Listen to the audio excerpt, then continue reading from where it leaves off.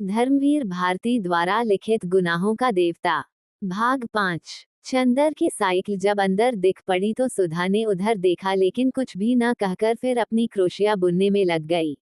चंदर सीधा पोर्टिको में गया और अपनी साइकिल रखकर भीतर चला गया। डॉक्टर शुक्ला के पास, स्टडी रूम में, बैठक में, सोने के कमरे में कहीं भी डॉक्टर शुक्ला नजर नहीं आए। हारकर वह बाहर आया तो देखा मोटर अभी गैरेज में है, तो वे जा कहाँ सकते। और सुधा को तो देखिए, क्या अकड़ी हुई है आज, जैसे चंदर को जानती ही नहीं। चंदर सुधा के पास गया। सुधा का मुंह और भी लटक गया। डॉक्टर साहब कहाँ हैं? चंदर ने पूछा। हमें क्या मालूम, सुधा ने क्रोशिया पर से बिना निगाह उठाए जवाब दिया। तो किसे मालूम होगा, चंदर ने डांटते हुए कहा। हर वक्त का मजाक हमें अच्छा नहीं लगता। काम की बात का उसी तरह जवाब देना चाहिए। उनके निबंध की लिपि देनी है या नहीं? हाँ हाँ, देनी है। तो मैं क्या करूं? नहा रहे होंगे। अभी कोई ये तो है नहीं कि तुम निबंध की लिपि लाए हो तो कोई नहाए धोए न, बस सुबह से बैठा रहे कि अब निबंध आ रहा है, अब आ रहा है। सुधा ने मुंह बनाकर आंखें नचाते हुए कहा। तो सीधे क्यों नहीं कहती कि नहा रहे हैं? चंदर ने सुधा के गुस्से पर हंसकर कहा। चंदर की हंसी पर तो सुधा का मिजाज और भी बिगड़ गया और अपनी क्रोशिया उठाकर और किताब बगल में दबाकर वह उठकर अंदर चल दी। उसके उठते ही चंदर आराम से उस कुर्सी पर बैठ गया और मेज पर टांग फैलाकर बोला, आज मुझे बहुत गुस्सा चढ़ा है, खबरदार कोई बोलना मत। सुधा जाते जाते मुका खड़ी हो गई। हमने कह दिया चंदर एक बार कि हमें ये सब बातें अच्छी नहीं लगती। जब देखो तुम चिढ़ाते रहते हो। सुधा ने गुस्से से कहा। नहीं, चिढ़ाएंगे नहीं तो पूजा करेंगे। तुम अपने मौके पर छोड़ देती हो, चंदर ने उसी लापरवाही से कहा। सुधा गई नहीं, वहीं घास पर बैठ गई और किताब खोलकर पढ़ने लगी। जब 5 मिनट तक वह कुछ नहीं बोली तो चंदर ने सोचा आज बात कुछ गंभीर है। सुधा, उसने बड़े दुलार से पुकारा। सुधा। सुधा ने कुछ नहीं कहा मगर 2 बड़े बड़े आंसू टप से नीचे किताब पर गिर गए। अरे क्या बात है सुधा, नहीं बताओगी? कुछ नहीं। बता दो, तुम्हें हमारी कसम है। कल शाम को तुम आए नहीं। सुधा रोनी आवाज में बोली। बस इस बात पर इतनी नाराज हो पागल? हाँ, इस बात पर इतनी नाराज हूँ। तुम आओ चाहे 1000 बार ना आओ, इस पर हम क्यों नाराज होंगे? बड़े कहीं के आए, नहीं आएंगे तो जैसे हमारा घर बार नहीं है। अपने को जाने क्या समझ लिया है? सुधा ने चिकर जवाब दिया। अरे तो तुम ही तो कह रही थी भाई, चंदर ने हंसकर कहा। तो बात पूरी भी सुनो। शाम को गैसू का नौकर आया था। उसके छोटे भाई हसरत की सालगिरह थी। सुबह कुरान खानी होने वाली थी और उसकी माँ ने बुलाया था। तो गई क्यों नहीं? गई क्यों नहीं, किससे पूछकर जाती? आप तो इस वक्त आ रहे हैं जब सब खत्म हो गया। सुधा बोली। तो पापा से पूछ के चली जाती, चंदर ने समझाकर कहा। और फिर गैसू के यहाँ तो यूं अक्सर जाती हो तुम? तो आज तो डांस भी करने के लिए कहा था उसने। फिर बाद में तुम कहते, सुधा तुम्हें ये नहीं करना चाहिए, वो नहीं करना चाहिए। लड़कियों को ऐसे रहना चाहिए, वैसे रहना चाहिए। और बैठ के उपदेश पिलाते और नाराज होते। बिना तुमसे पूछे हम कहीं सिनेमा, पिकनिक, जलसों में गए हैं कभी? और फिर आंसू टपक पड़े। पगली कहीं की, इतनी सी बात पर रोना क्या? किसी के हाथ कुछ उपहार भेज दो और फिर किसी मौके पर चली जाना। हाँ, चली जाना। तुम्हें कहते क्या लगता है? गैसू ने कितना बुरा माना होगा? सुधा ने बिगड़ते हुए ही कहा। इम्तहान आ रहा है, फिर कब जाएंगे? कब है इम्तहान तुम्हारा? चाहे जब हो। मुझे पढ़ाने के लिए कहा किसी से? अरे भूल गए? अच्छा, आज देखो कहेंगे। कहेंगे कहेंगे नहीं, आज दोपहर को आप बुला लाइए, वरना हम सब किताबों में लगाए देते हैं आग। समझे कि नहीं? अच्छा अच्छा, आज दोपहर को बुला लाएंगे। ठीक, अच्छा याद आया, बिसरिया से कहूंगा तुम्हें पढ़ाने के लिए। उसे रुपये की जरूरत भी है। चंदर ने छुटकारे का कोई रास्ता न पाकर कहा। आज दोपहर को जरूर से। सुधा ने फिर आंखें नचाकर कहा। लो, पापा आ गए नहाकर, जाओ। चंदर उठा और चल दिया। सुधा उठी और अंदर चली गई। डॉक्टर शुक्ला हल्के सांवले रंग के जरा स्थूल काया से थे। बहुत गंभीर अध्ययन और अध्यापन और उम्र के साथ साथ ही उनकी नम्रता और भी बढ़ती जा रही थी। लेकिन वे लोगों से मिलते जुलते कम थे। व्यक्तिगत दोस्ती उनकी किसी से नहीं थी। लेकिन उत्तर भारत के प्रमुख विद्वान होने के नाते कॉन्फ्रेंसों में, मौखिक परीक्षाओं में, सरकारी कमेटियों में वे बराबर बुलाए जाते थे और इसमें प्रमुख दिलचस्पी से हिस्सा लेते थे। ऐसी जगहों में चंदर अक्सर उनका प्रमुख सहायक रहता था और इसी नाते चंदर भी प्रांत के बड़े बड़े लोगों से परिचित हो गया था। जब वो M.A. पास हुआ था तब से फाइनेंस विभाग में उसे कई बार ऊंचे ऊंचे पदों का ऑफर आ चुका था, लेकिन डॉक्टर शुक्ला इसके खिलाफ थे। वे चाहते थे कि पहले वह रिसर्च पूरी कर ले, संभव हो तो विदेश हो आए, तब चाहे कुछ काम करे। अपने व्यक्तिगत जीवन में डॉक्टर शुक्ला अंतर्विरोधों के व्यक्ति थे। पार्टियों में मुसलमानों और ईसाइयों के साथ खाने में उन्हें कोई ऐतराज नहीं था, लेकिन कच्चा खाना वे चौके में आसन पर बैठकर रेशमी धोती पहनकर खाते थे। सरकार को उन्होंने सलाह दी कि साधुओं और सन्यासियों को जबरदस्ती काम में लगाया जाए और मंदिरों की जायदादें जब्त कर ली जाएं, लेकिन सुबह घंटे भर तक पूजा जरूर करते थे। पूजा पाठ, खान पान, जात पात के पक्के हामी, लेकिन व्यक्तिगत जीवन में कभी यह नहीं जाना कि उनका कौन शिष्य ब्राह्मण है, कौन बनिया, कौन खत्री, कौन कायस्थ। नहाकर वे आ रहे थे और दुर्गा सप्तशती का कोई श्लोक गुनगुना रहे थे। कपूर को देखा तो रुक गए और बोले, हेलो, हो गया वह टाइप? जी हाँ। कहाँ कराया टाइप? मिस डिक्रूज के यहाँ। अच्छा, वह लड़की अच्छी है। अब तो बहुत बड़ी हुई होगी। अभी शादी नहीं हुई। मैंने तो सोचा वह मिले या न मिले। नहीं, वो यही है। शादी हुई, फिर तलाक हो गया। अरे, तो अकेले रहती है? नहीं, अपने भाई के साथ है, बटी के साथ। अच्छा, और बटी की पत्नी अच्छी तरह है? वो मर गई। राम राम, तब तो घर ही बदल गया होगा। पापा, पूजा के लिए सब बिछा दिया है। सहसा सुधा बोली। अच्छा बेटी, अच्छा चंदर, मैं पूजा कर आऊं जल्दी से। तुम चाय पी चुके? जी हाँ। अच्छा तो मेरी मेज पर एक चाट है, जरा इसको ठीक तो कर दो तब तक। मैं अभी आया। चंदर स्टडी रूम में गया और मेज पर बैठ गया। कोट उतारकर उसने खूंटी पर टांग दिया और नक्शा देखने लगा। पास में एक छोटी सी चीनी की प्याली में चाइना इंक रखी थी और मेज पर पानी। उसने 2 बूंद पानी डालकर चाइना इंक घिसनी शुरू की। इतने में सुधा कमरे में दाखिल। ए सुनो, उसने चारों ओर देखकर बड़े सशंकित स्वरों में कहा और फिर झुककर चंदर के कान के पास मुंह लगाकर कहा, चावल की नानखटाई खाओगे? ये क्या बला है? चंदर ने इंक घिसते घिसते पूछा। बड़ी अच्छी चीज होती है, पापा को बहुत अच्छी लगती है। आज हमने सुबह अपने हाथ से बनाई थी। खाओगे? सुधा ने बड़े दुलार से पूछा। ले आओ, चंदर ने कहा। ले आए हम। लो। और सुधा ने अपने आंचल में लिपटी हुई 2 नानखटाई निकालकर मेज पर रख दी। अरे तश्तरी में क्यों नहीं लाई? सब धोती में घी लग गया।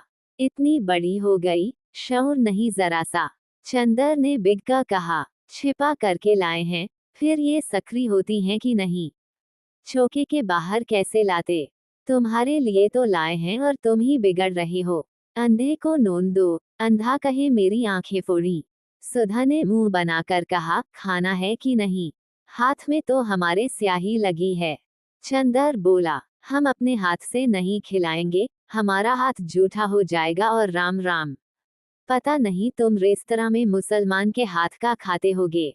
थू थू। चंदर हंस पड़ा सुधा की इस बात पर और उसने पानी में हाथ डुबोकर बिना पूछे सुधा के आंचल में हाथ पोंछ दिए स्याही के और बेतकल्लुफी से नानखटाई उठाकर खाने लगा। बस अब धोती का किनारा रंग दिया और यही पहनना है हमें दिन भर। सुधा ने बिगका कहा। खुद नानखटाई छिपाकर लाए और घी लग गया तो कुछ नहीं और हमने स्याही पोंछ दी तो मुंह बिगड़ गया। चंदर ने मैपिंग पेन में इंक लगाते हुए कहा। हाँ, अभी पापा देखे तो और बिगड़े की धोती में घी स्याही सब लगाए रहती है। तुम्हें क्या? और उसने स्याही लगा हुआ छोर कसकर कमर में खोंज लिया। छह, वही घी में तर छोर कमर में खोंज लिया। गंदी कहीं की। चंदर ने चाट की लाइनें ठीक करते हुए कहा। गंदी हैं तो तुमसे मतलब। और मुंह चिढ़ाते हुए सुधा कमरे से बाहर चली गई। चंदर चुपचाप बैठा चाट दुरुस्त करता रहा। उत्तर प्रदेश के पूर्वी जिला बलिया, आजमगढ़, बस्ती, बनारस आदि में बच्चों की मृत्यु संख्या का ग्राफ बनाना था और एक और उनके नक्शे पर बिंदुओं की एक सघनता से मृत्यु संख्या का निर्देश करना था। चंदर की एक आदत थी, वह काम में लगता था तो भूत की तरह लगता था। फिर उसे दीन दुनिया किसी की खबर नहीं रहती थी। खाना पीना, तन बदन, किसी का होश नहीं रहता था। इसका एक कारण था। चंदर उन लड़कों में से था जिनकी जिंदगी बाहर से बहुत हल्की फुल्की होते हुए भी अंदर से बहुत गंभीर और अर्थमयी होती है, जिनके सामने एक स्पष्ट उद्देश्य, एक लक्ष्य होता है।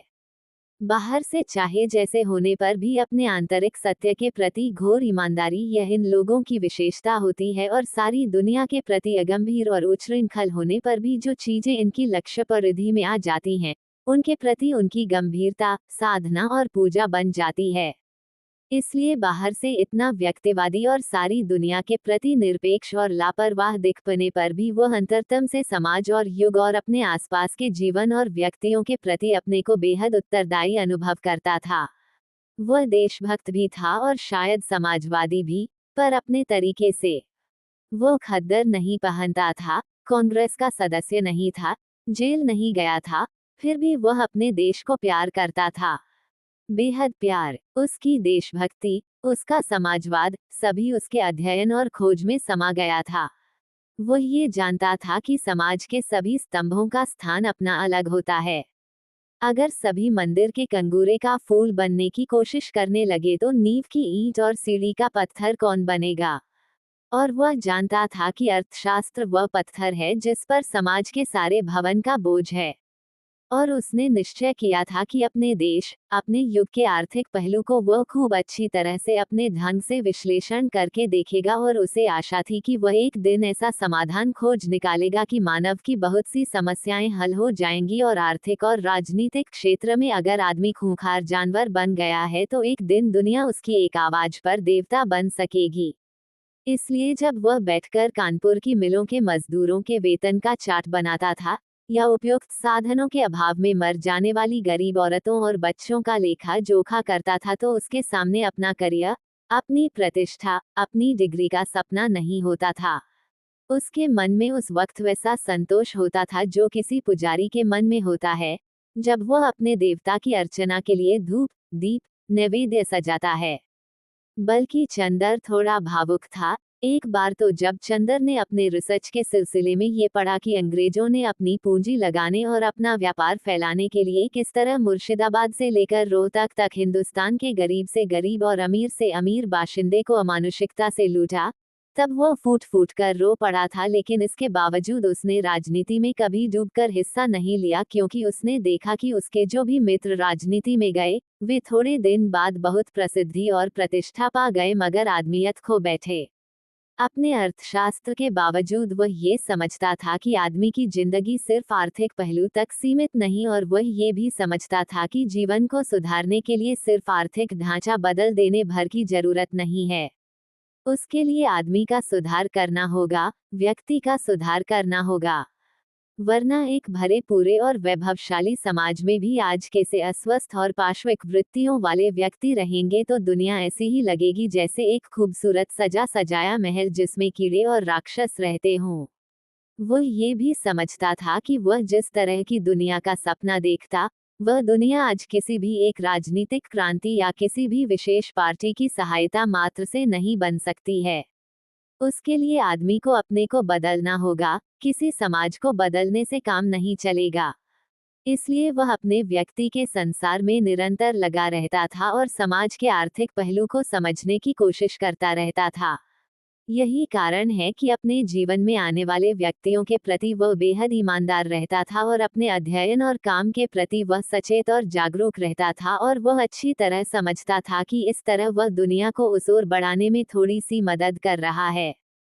चूंकि अपने में भी वह सत्य की वही चिनगारी पाता था, इसलिए कवि या दार्शनिक न होते हुए भी वह इतना भावुक, इतना दृढ़ चरित्र, इतना सशक्त और इतना गंभीर था, और काम तो अपना वह इस तरह करता था जैसे वह किसी की एकाग्र उपासना कर रहा हो।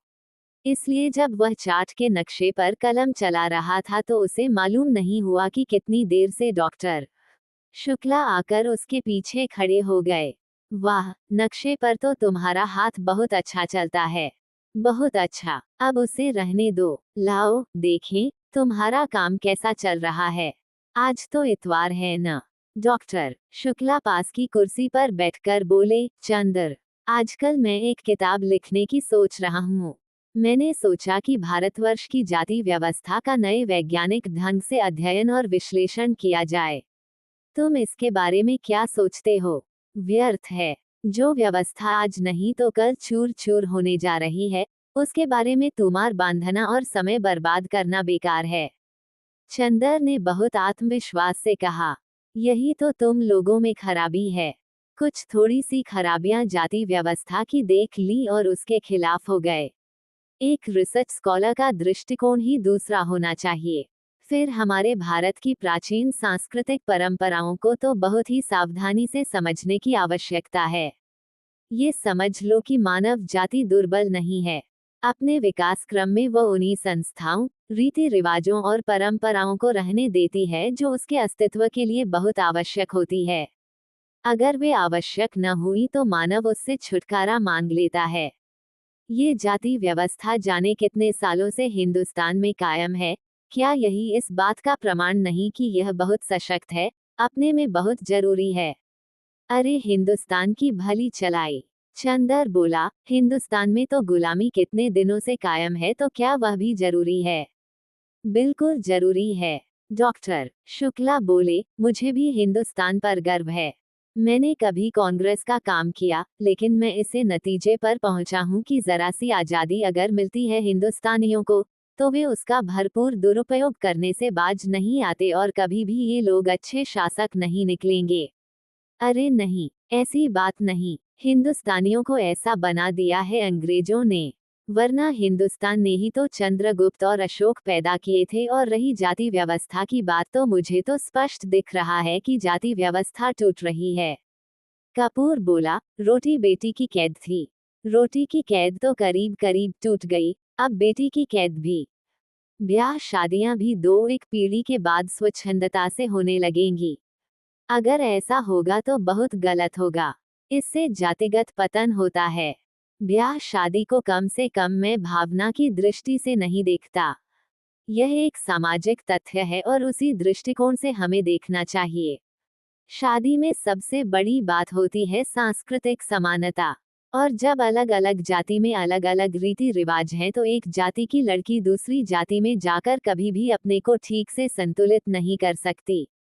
और फिर एक बनिया की व्यापारिक प्रवृत्तियों की लड़की और एक आधा बरपया की मात्रा आधा हमायना का अध्ययन वृत्ति का लड़का, इनकी संतान न इधर विकास कर सकती है न उधर।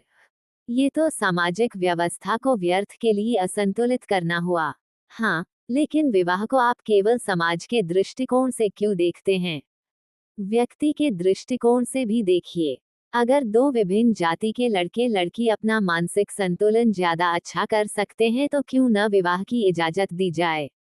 ओह, एक व्यक्ति के सुझाव के लिए हम समाज को क्यों नुकसान पहुंचाएं? और इसका क्या निश्चय कि विवाह के समय यदि दोनों में मानसिक संतुलन है तो विवाह के बाद भी रहेगा ही। मानसिक संतुलन और प्रेम जितना अपने मन पर आधारित होता है, उतना ही बाहरी परिस्थितियों पर। क्या जाने ब्याह के वक्त की परिस्थिति का दोनों के मन पर कितना प्रभाव है और उसके बाद संतुलन रह पाता है या नहीं। और मैंने तो लव मैरिजेस, प्रेम विवाह को असफल ही होते देखा है। बोलो है या नहीं? डॉक्टर शुक्ला ने कहा, हाँ, प्रेम विवाह अक्सर असफल होते हैं, लेकिन संभव है वह प्रेम न होता हो। जहाँ सच्चा प्रेम होगा वहाँ कभी असफल विवाह नहीं होंगे। चंदर ने बहुत साहस करके कहा, ओह, ये सब साहित्य की बातें हैं। समाजशास्त्र की दृष्टि से या वैज्ञानिक दृष्टि से देखो। अच्छा खैर, अभी मैंने उसकी रूपरेखा बनाई है, लिखूंगा तो तुम सुनते चलना। लाओ, वो निबंध कहाँ है? डॉक्टर शुक्ला बोले। चंदर ने उन्हें टाइप की हुई प्रतिलिपि दे दी। उलट पुलट कर डॉक्टर शुक्ला ने देखा और कहा, ठीक है। अच्छा चंदर, अपना काम इधर ठीक ठीक कर लो, अगले इतवार को लखनऊ कॉन्फ्रेंस में चलना है। अच्छा, कार पर चलेंगे या ट्रेन से?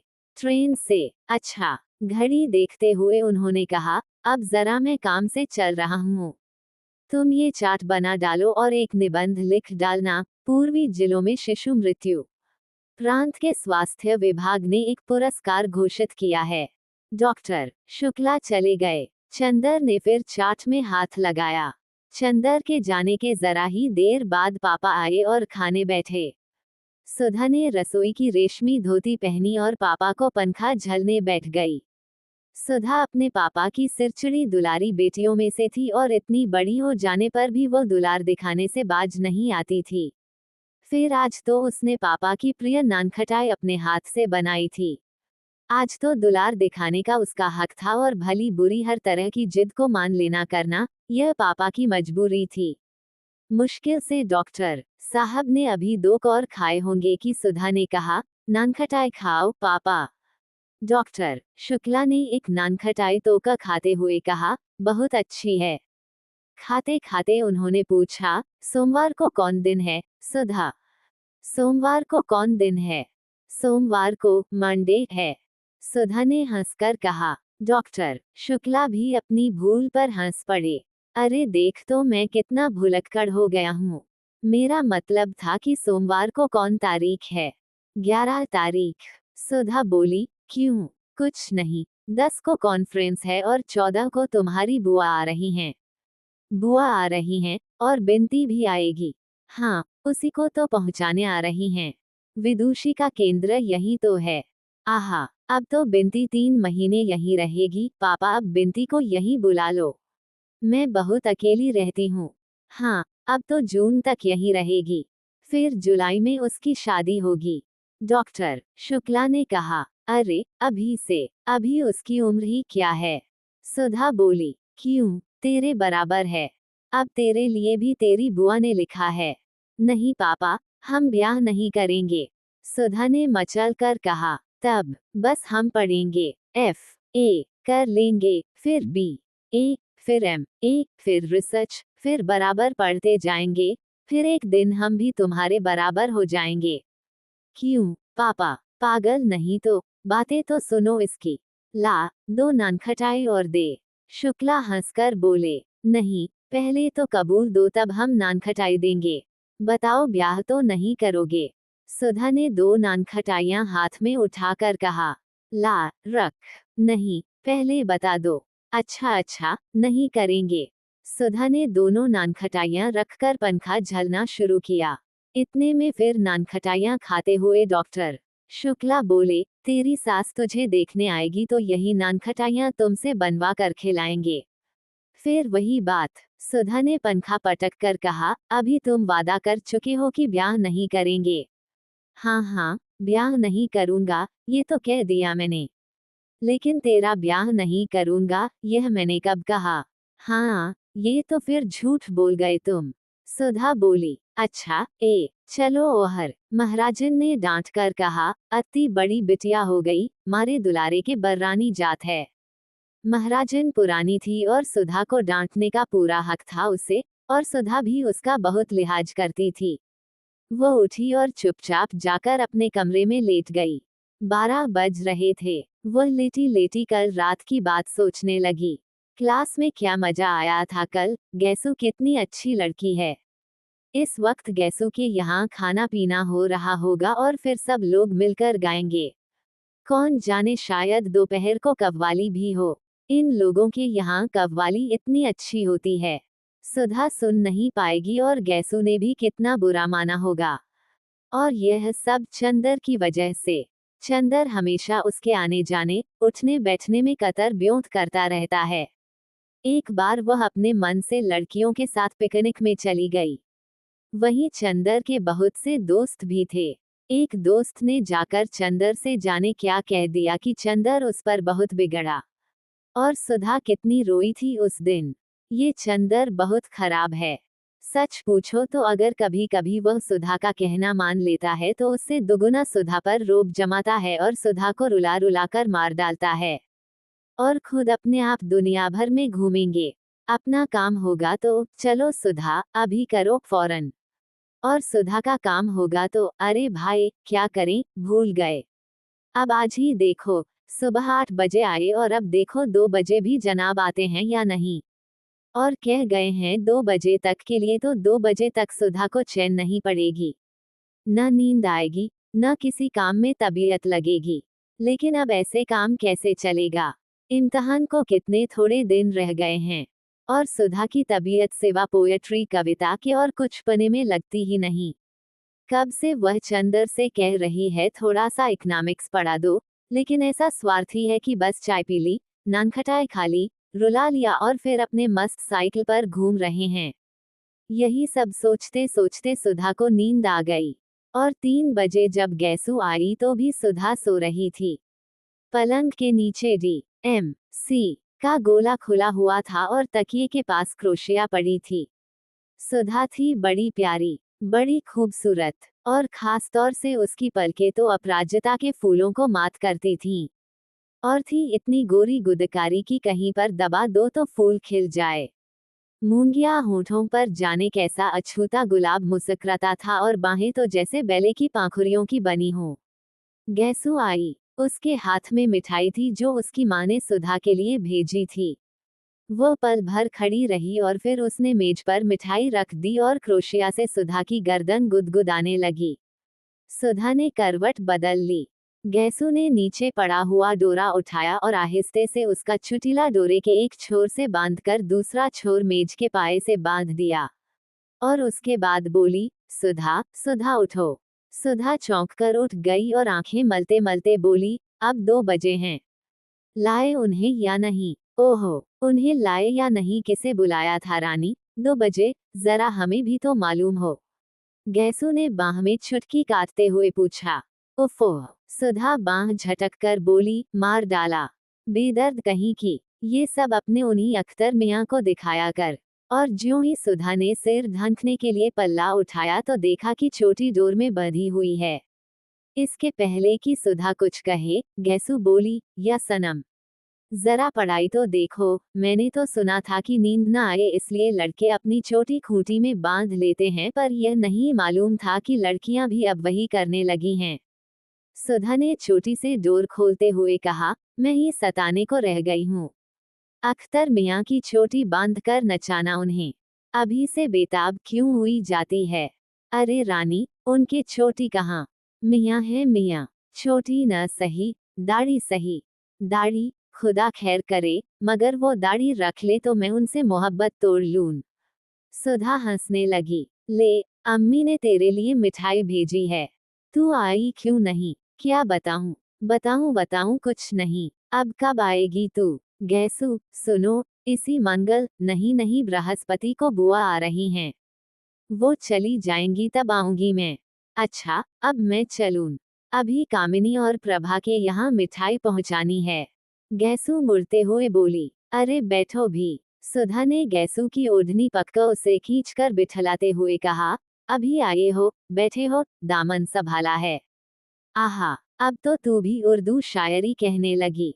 गैसू ने बैठते हुए कहा, तेरा ही मर्ज लग गया। सुधा ने हंसकर कहा, देख कहीं और भी मर्ज न लग जाए, वरना फिर तेरे लिए भी इंतजाम करना होगा। गैसू ने पलंग पर लेटते हुए कहा, अरे ये वो गुड़ नहीं कि छींटे खाएं। देखूंगी और देखूंगी क्या, देख रही हूँ। इधर पिछले 2 साल से कितनी बदल गई है तू। पहले कितना हंसती बोलती थी, कितनी लड़ती झगड़ती थी और अब कितना हंसने बोलने पर भी गुमसुम हो गई है तू। और वैसे हमेशा हंसती रहे चाहे, लेकिन जाने किस ख्याल में डूबी रहती है हमेशा। गैसू ने सुधा की ओर देखते हुए कहा, धत पगली कहीं की। सुधा ने गैसू के एक हल्की सी चपत मारकर कहा, ये सब तेरे अपने ख्याली पुलाव हैं। मैं किसी के ध्यान में डूबूंगी, ये हमारे गुरु ने नहीं सिखाया। गुरु तो किसी के नहीं सिखाते सुधा रानी, बिल्कुल सच सच। क्या कभी तुम्हारे मन में किसी के लिए मोहब्बत नहीं जागी? गैसू ने बहुत गंभीरता से पूछा। देख गैसू, तुझसे मैंने आज तक तो कभी कुछ नहीं छिपाया, न शायद कभी छिपाऊंगी। अगर कभी कोई बात होती तो तुझसे छिपी न रहती, और रहा मोहब्बत का, तो सच पूछ तो मैंने जो कुछ कहानियों में पढ़ा है कि किसी को देखकर मैं रोने लगूं, गाने लगूं, पागल हो जाऊं, ये सब कभी मुझे नहीं हुआ। और रही कविताएं तो उनमें की बातें मुझे बहुत अच्छी लगती हैं।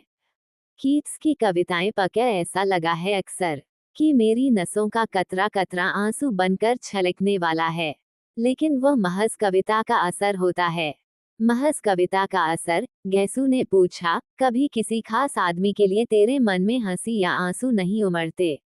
कभी अपने मन को जांच कर तो देख, कहीं तेरी नाजुक ख्याली के पर्दे में किसी एक की सूरत तो नहीं छिपी है?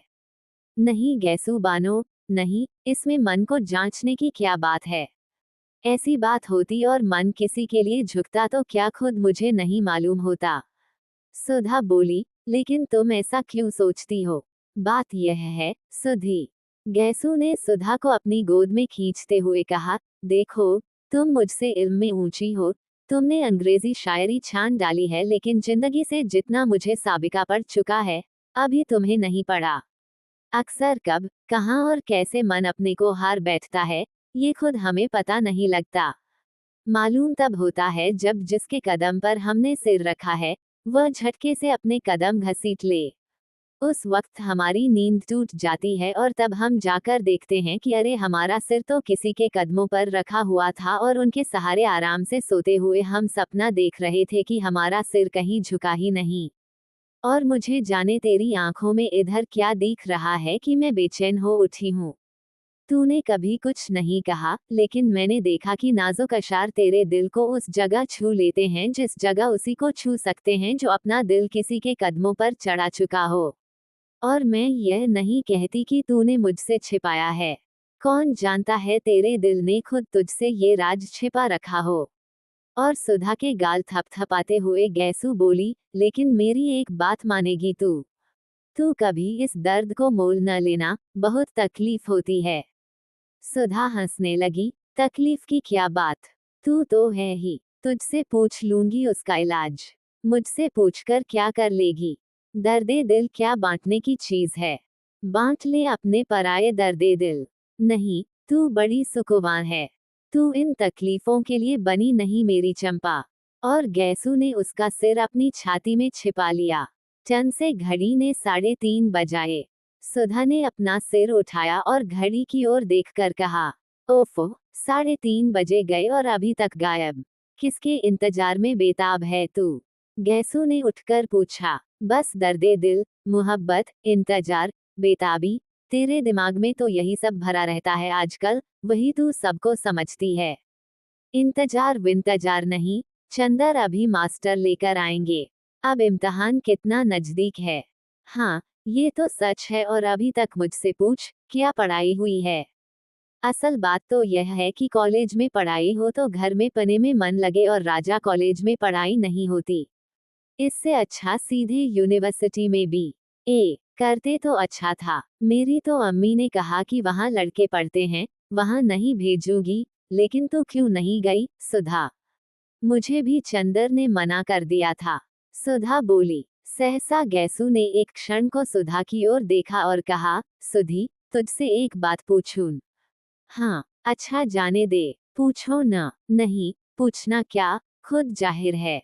क्या? कुछ नहीं, पूछो न। अच्छा, फिर कभी पूछ लेंगे। अब देर हो रही है। आधा घंटा हो गया, कोचवान बाहर खड़ा है। सुधा गैसू को पहुंचाने बाहर तक आई। कभी हसरत को लेकर आओ। सुधा बोली, अब पहले तुम आओ। गैसू ने चलते चलते कहा, हाँ, हम तो बिनती को लेकर आएंगे, और हसरत से कह देना तभी उसके लिए तोहफा लाएंगे। अच्छा, सलाम। और गैसू की गाड़ी मुश्किल से फाटक के बाहर गई होगी कि साइकिल पर चंदर आते हुए दिख पड़ा। सुधा ने बहुत गौर से देखा कि उसके साथ कौन है, मगर वह अकेला था। सुधा सचमुच झल्ला गई। आखिर लापरवाही की हद होती है। चंदर को दुनिया भर के काम याद रहते हैं, एक सुधा से जाने क्या खार खाए बैठा है कि सुधा का काम कभी नहीं करेगा। इस बात पर सुधा कभी कभी की हो जाती है और घर में किससे वो कहे काम के लिए। खुद कभी बाजार नहीं जाती।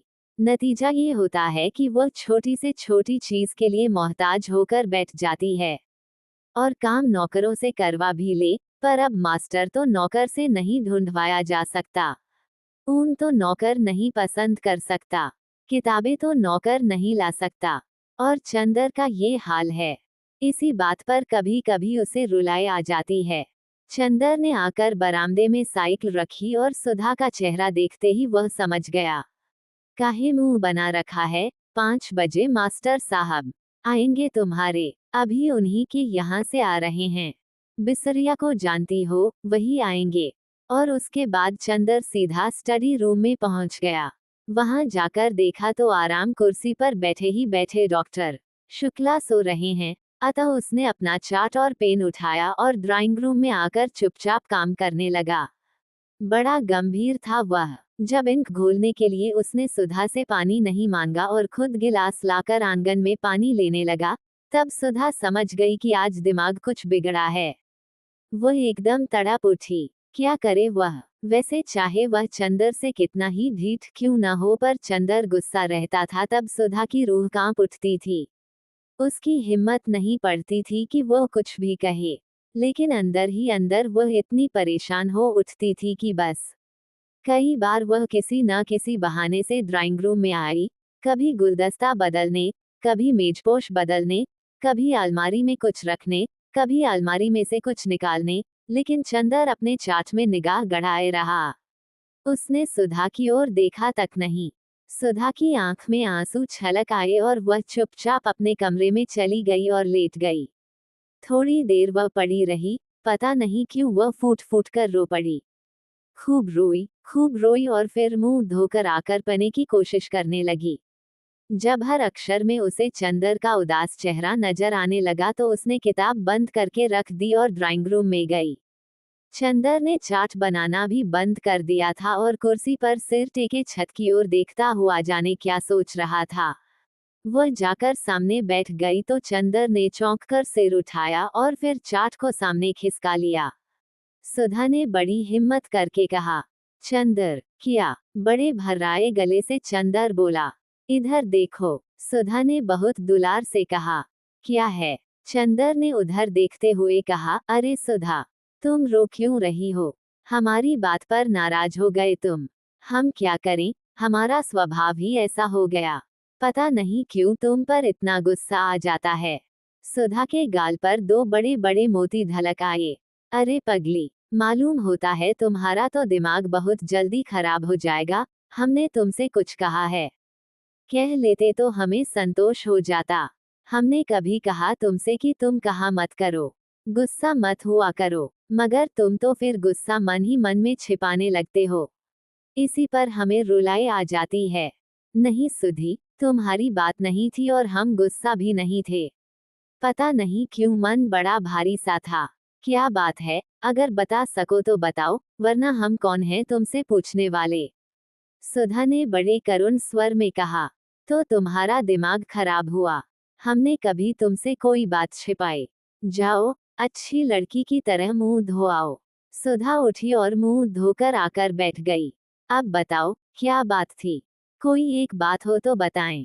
पता नहीं तुम्हारे घर से गए तो एक न एक ऐसी बात होती गई कि मन बड़ा उदास हो गया। आखिर फिर भी कोई बात तो हुई ही होगी। बात ये हुई कि तुम्हारे यहाँ से मैं घर गया खाना खाने। वहां देखा चाचा जी आए हुए हैं, उनके साथ एक कोई साहब और हैं। खैर बड़ी खुशी हुई। खाना वाना खाकर जब बैठे तब मालूम हुआ कि चाचा जी मेरा ब्याह तय करने के लिए आए हैं और साथ वाले साहब मेरे होने वाले ससुर हैं। जब मैंने इनकार कर दिया तो बहुत बिक कर चले गए और बोले हम आज से तुम्हारे लिए मर गए और तुम हमारे लिए मर गए। तुम्हारी माताजी कहाँ हैं? प्रतापगढ़ में, लेकिन वो तो सौतेली हैं और वे तो चाहती ही नहीं कि मैं घर लौटूं, लेकिन चाचा जी जरूर आज तक मुझसे कुछ मोहब्बत करते थे। आज वह भी नाराज होकर चले गए।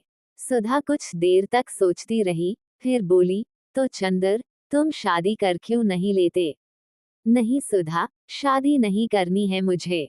मैंने देखा कि जिसकी शादी हुई, कोई भी सुखी नहीं हुआ। सभी का भविष्य बिगड़ गया। और क्यों एक तवालत पाली जाए, जाने कैसी लड़की हो, क्या हो, तो उसमें क्या। पापा से कहो उस लड़की को जाकर देख लें, हम भी पापा के साथ चले जाएंगे। अच्छी हो तो कर लो न, चंद्र, फिर यहीं रहना, हमें अकेला भी नहीं लगेगा। क्यों नहीं जी, तुम तो समझती नहीं हो, जिंदगी निभानी है कि कोई गाय भैंस खरीदना है। चंद्र ने हंसकर कहा, आदमी एक दूसरे को समझे, बूझे, प्यार करे, तब ब्याह के भी कोई माने हैं। तो उसी से कर लो जिससे प्यार करते हो। चंद्र ने कुछ जवाब नहीं दिया। बोलो, चुप क्यों हो गए? अच्छा, तुमने किसी को प्यार किया? चंद्र, क्यों, बताओ न। शायद नहीं। बिल्कुल ठीक, हम भी यही सोच रहे थे अभी। सुधा बोली, क्यों, ये क्यों सोच रही थी? इसलिए कि तुमने किया होता तो तुम हमसे थोड़ी ही छिपाते, हमें जरूर बताते, और नहीं बताया तो हम समझ गए कि अभी तुमने किसी से प्यार नहीं किया। लेकिन तुमने ये पूछा क्यों, सुधा? ये बात तुम्हारे मन में उठी कैसे? कुछ नहीं, अभी गैसू आई थी। वह बोली, सुधा, तुमने किसी से कभी प्यार किया है? असल में वह अख्तर को प्यार करती है, उससे उसका विवाह होने वाला है। हाँ। तो उसने पूछा कि तूने किसी से प्यार किया है? हमने कहा नहीं। बोली, तू अपने से छिपाती है। तो हम मन ही मन में सोचते रहे कि तुम आओगे तो तुमसे पूछेंगे कि हमने कभी प्यार तो नहीं किया है, क्योंकि तुम ही एक हो जिससे हमारा मन कभी कोई बात नहीं छिपाता। अगर कोई बात छिपाई भी होती हमने, तो तुम्हें जरूर बता देती। फिर हमने सोचा, शायद कभी हमने प्यार किया हो और तुम्हें बताया हो, फिर हम भूल गए हों। अभी उसी दिन देखो, हम पापा की दवाई का नाम भूल गए और तुम्हें याद रहा। शायद हम भूल गए हों और तुम्हें मालूम हो, कभी हमने प्यार तो नहीं किया ना। नहीं, हमें तो कभी नहीं बताया। चंदर बोला, तब तो हमने प्यार वार नहीं किया। गैसू यूं ही गप उड़ा रही थी। सुधा ने संतोष की सांस लेकर कहा, लेकिन बस, चाचा जी के नाराज होने पर तुम इतने दुखी हो गए हो जाने दो नाराज, पापा तो हैं अभी। क्या पापा मोहब्बत नहीं करते तुमसे? सो क्यों नहीं करते, तुमसे ज्यादा मुझसे करते हैं, लेकिन उनकी बात से मन तो भारी हो ही गया। उसके बाद गए बिसरिया के यहाँ। बिसरिया ने कुछ बड़ी अच्छी कविताएं सुनाई, और भी मन भारी हो गया। चंदर ने कहा, लो, तब तो चंद्र, तुम प्यार करते होगे? जरूर से, सुधा ने हाथ पटक कर कहा। क्यों? गैसू कह रही थी, शायरी पर जो उदास हो जाता है वह जरूर मोहब्बत वोहब्बत करता है। सुधा ने कहा, अरे ये पोर्टिको में कौन है? चंदर ने देखा, लो बिसरिया आ गया। चंदर उसे बुलाने उठा तो सुधा ने कहा, अभी बाहर बिठलाना उन्हें, मैं तब तक कमरा ठीक कर लूं। बिसरिया को बाहर बिठाकर चंदर भीतर आया, अपना चाट वगैरह समेटने के लिए, तो सुधा ने कहा, सुनो। चंदर रुक गया। सुधा ने पास आकर कहा, तो अब तो उदास नहीं हो तुम? नहीं चाहते मत करो शादी, इसमें उदास क्या होना। और कविता वविता पर मुंह बनाकर बैठे तो अच्छी बात नहीं होगी। अच्छा, चंदर ने कहा, अच्छा वच्छा नहीं, बताओ, तुम्हें मेरी कसम है, उदास मत हुआ करो, फिर हमसे कोई काम नहीं होता। अच्छा, उदास नहीं होंगे पगली। चंदर ने हल्की सी चपत मारकर कहा, और बरबस उसके मुंह से एक ठंडी सांस निकली। उसने चाट उठाकर स्टडी रूम में रखा। देखा डॉक्टर साहब अभी सो ही रहे हैं। सुधा कमरा ठीक कर रही थी। वह आकर बिसरिया के पास बैठ गया। थोड़ी देर में कमरा ठीक करके सुधा आकर कमरे के दरवाजे पर खड़ी हो गई। चंदर ने पूछा, क्यों, सब ठीक है? उसने सिर हिला दिया, कुछ बोली नहीं।